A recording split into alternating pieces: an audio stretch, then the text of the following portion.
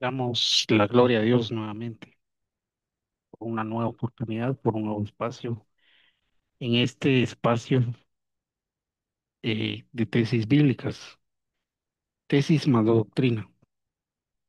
En esta oportunidad, pues, quizás el título de esta tesis suene controversial. Sin embargo, nuestra motivación, quiero enfatizarlo desde el principio, nuestra motivación es documentar, nuestra motivación es informar. Nuestra motivación es que no se digan cosas que no son ciertas. Y eso lo veremos a continuación.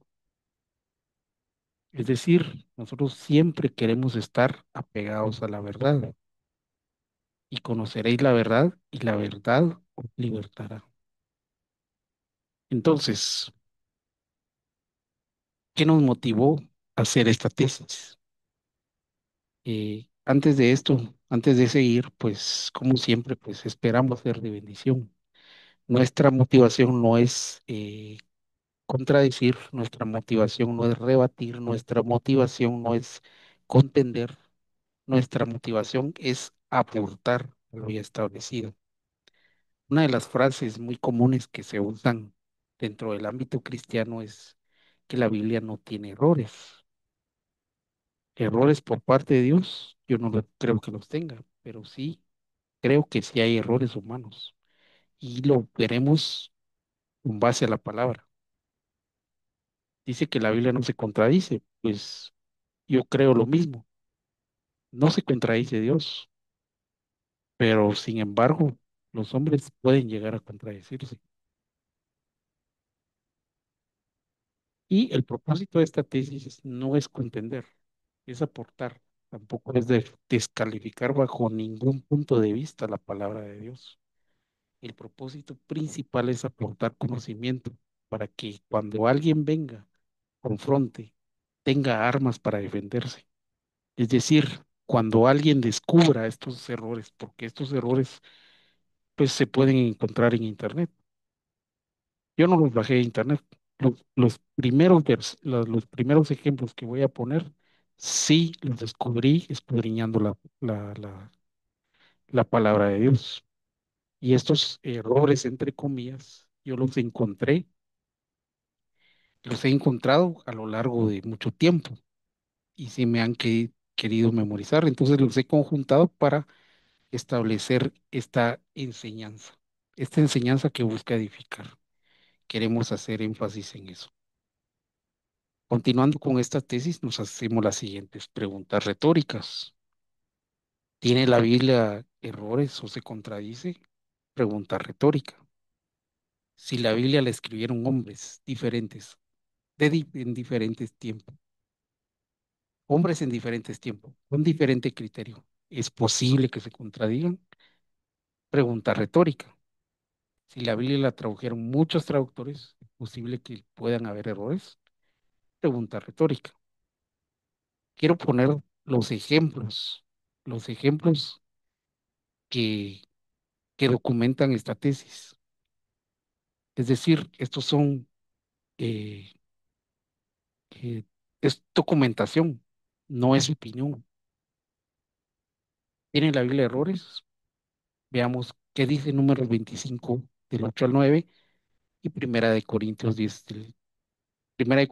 8. En el libro de Números 25:8 dice, fue tras el hombre de Israel, entró a la alcoba, los traspasó a los dos y al hombre de Israel y a la mujer por su vientre, y así cesó la plaga sobre los hijos de Israel. Y los que murieron por la plaga fueron 24,000. Amén. La Biblia dice en 1 Corintios 10, versículo 8 específicamente, no forniquemos como algunos de ellos fornicaron. Y en un día cayeron 23,000. Es decir, en Números 25 dice que son 24,000 y en 1 Corintios 10 dice que son 23,000. Eh, pues ni una ni otra mienten, porque sí cayeron 23,000, solamente que omitieron 1,000, ¿verdad? Eh, Al final esto solo es un dato, pero Pablo era un estudioso de la palabra de Dios Pablo conocía la palabra profética, conocía el Antiguo Testamento. Y él al escribir, pues probablemente, pues en su memoria, él recordaba que eran 23,000, pero la Biblia cita que son 24,000. Esto también afirma de que se han respetado, tal y como se han escrito la Biblia, se ha respetado lo que escribió, no se cambió ninguna palabra. Es decir, si hay un error, pues sí, es un error de humano, en este caso del apóstol Pablo. Mm. Tiene la Biblia errores, Mateo 27:9 al 10 y Zacarías eh, capítulo 11, versículos del 12 al 13. Veamos, dice la Biblia, entonces se cumplió lo anunciado por el profeta Jeremías cuando dijo, tomaron las 30 piezas de plata y el precio de aquel cuyo precio había sido fijado por los hijos de Israel, las dieron por el campo del alfarero, como el Señor me lo había ordenado. En Zacarías 11 dice, eh, literalmente no dice lo mismo. Sin embargo, con base a esto, Mateo escribió el Evangelio y les dije, si os parece bien, dadme mi paga, y si no, dejadla. Y pesaron como mi salario 30 piezas de plata. Entonces el Señor me dijo, arrójalo al alfarero. Tomé pues las 30 piezas de plata y las arrojé al alfarero, en la casa de Dios. ¿Cuál es el error aquí? Pues solo el nombre del profeta. Es decir, Mateo, al igual que Pablo, pues solo puso Jeremías y quizás quería poner Zacarías. Y vuelvo a enfatizar, respetaron lo que escribió Mateo, aunque, aunque haya un error de nombre, un cambio de nombre, pero al final sí establece que la profecía sí se cumplió.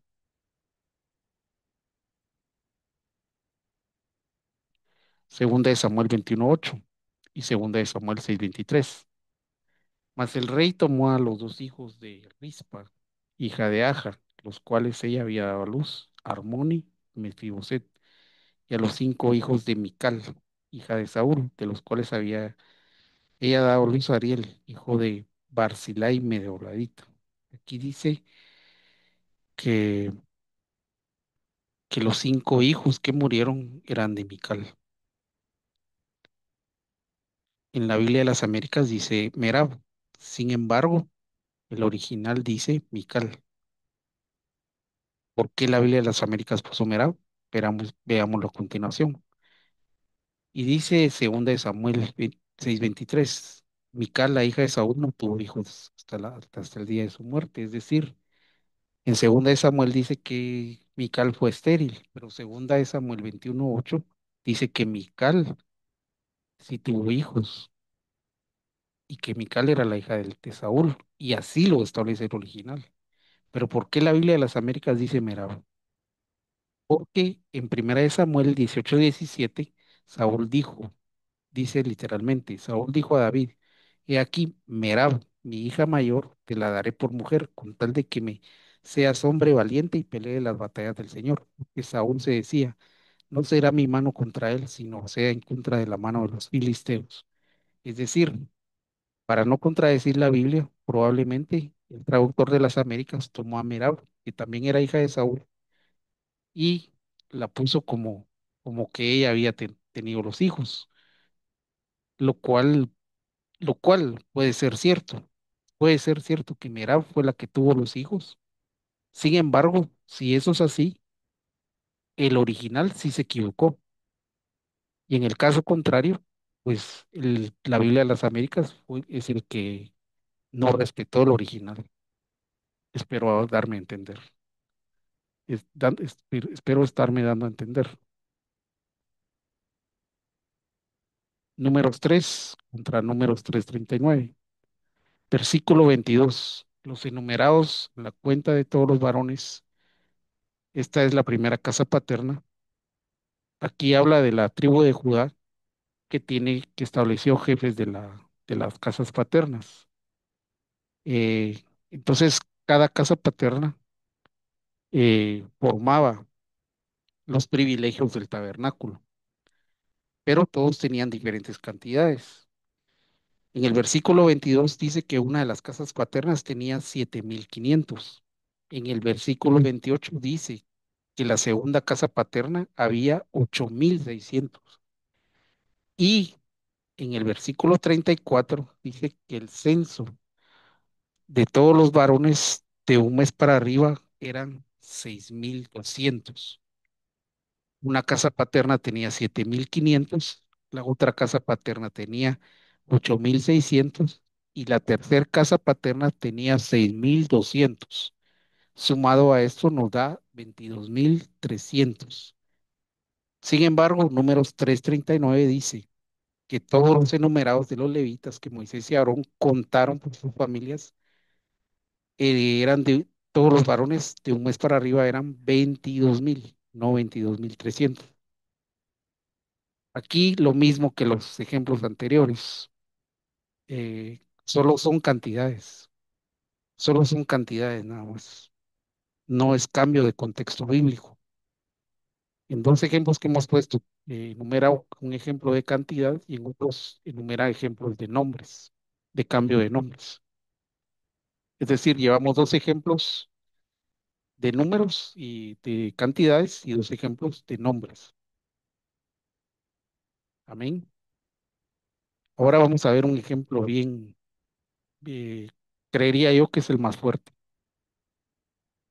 Segunda de Samuel 24:1, primera de Crónicas 21:1. Dice la Biblia en segunda de Samuel, de nuevo la ira de Dios se encendió contra Israel e incitó a David contra ellos diciendo, ve y haz un censo de Israel y de Judá. Primera de Crónicas 21:1 dice, se levantó Satanás contra Israel e incitó a David a hacer un censo de Israel. Aquí hay una contradicción fuerte, que en una dice que la ira del Señor y en otro dice que es Satanás. Ahí sí, pues hay una contradicción bien fuerte, pero eh, generalmente los autores de la Biblia quizás tenían ayudantes y estos ayudantes pues eh, escribieron, escribieron con errores, ¿verdad? En este caso vemos una contradicción muy fuerte, ¿verdad? En el caso de Moisés, pues él tenía muchas ayudas, ¿verdad? Que esto es, creo yo, esto es una tesis mía, que Moisés tenía ayudas y escribas que le ayudaron a establecer las escrituras. Y en el camino, pues, surgieron estos errores. En el caso de Crónicas y Samuel, pues creo que pasó lo mismo. Es decir, fue un error de los ayudas o un error del mismo escritor.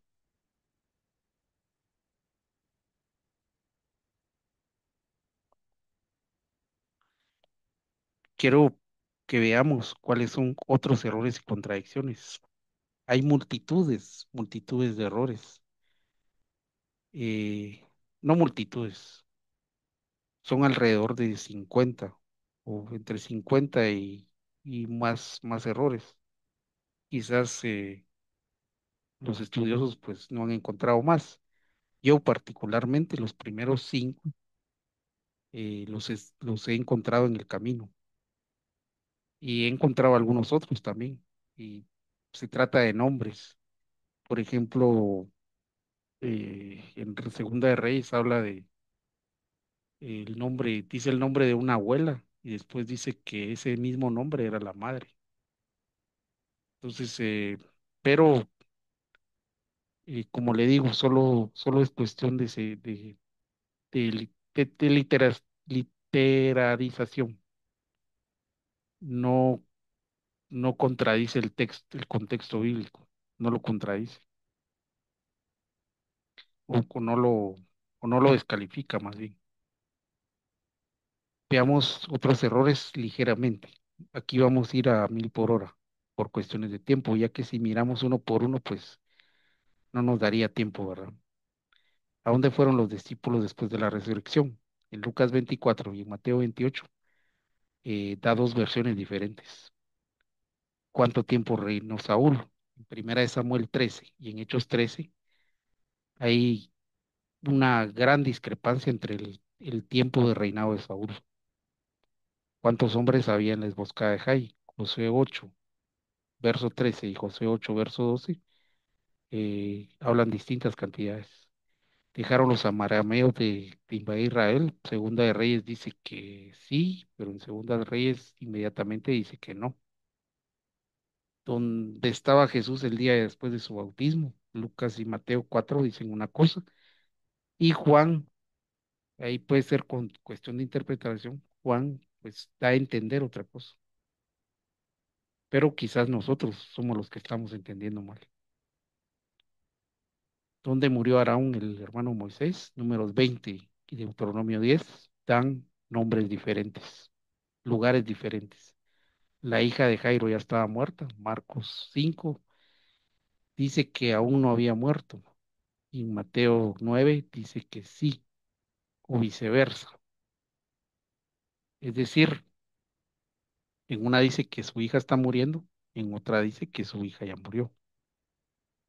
Es cuestión de comparar los versículos. ¿Quién está a favor y en contra de Jesús? Mateo dice una cosa y Marcos 9 dice otra.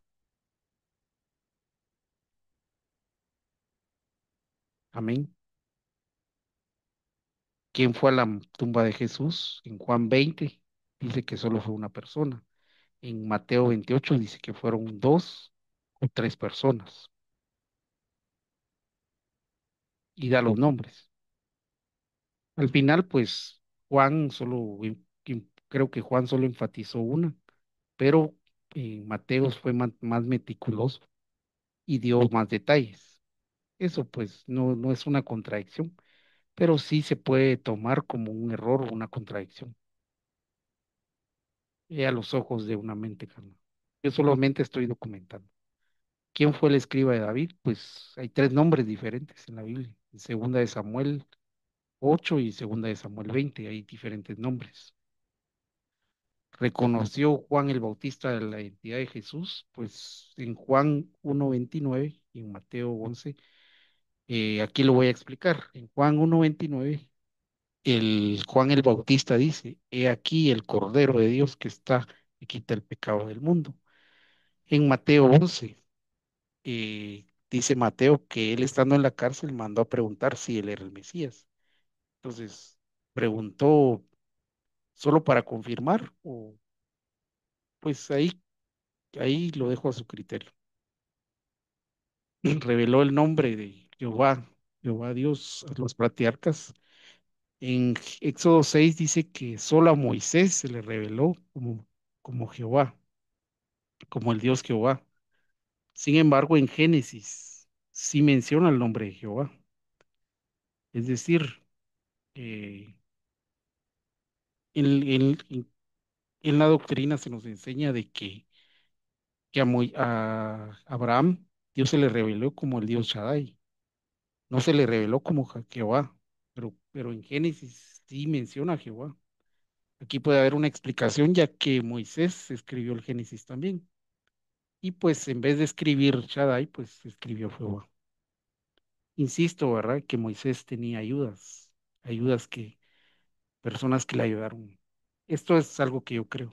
Yo la verdad sí no creo que Moisés literalmente, él solito. O sea, él sí fue el autor, pero creo que tuvo que tener ayudantes que, para que le ayudaran a escribir. Saúl volvió a ver a Samuel después de su rechazo. En primera de Samuel 15 dice que no, pero en primera de Samuel 19 dice otra cosa. Se rasgó el velto antes o después. Mateo dice que antes y Lucas dice que después.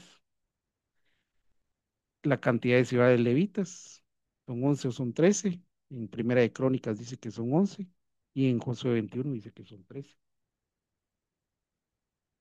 Más ejemplos. La cantidad de artículos, es decir, utensilios, la cantidad de artículos que menciona Esdras en 1:9 y Esdras 9 con Esdras 11 difiere la cantidad de artículos. Igual, en cifras diferentes también hay una cifra en Segunda de Samuel 24 y otra cifra en Primera de Crónicas 21. En el Concilio de Jerusalén hay una versión en Hechos 15 y en Gálatas 2 hay otra versión. Es de ponerle la lupa, es de ponerle la lupa. Por cuestiones de tiempo no le explico eh, específicamente el tema del concilio. El ganado de Egipto en las plagas. En Éxodo 9 dice que mató todo el ganado, pero inmediatamente en algunas plagas después habla nuevamente del ganado.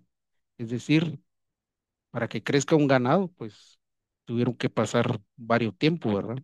Es decir, en Éxodo 9, pues probablemente no murió todo el ganado, ya que en Éxodo 9 aparece nuevamente, en Éxodo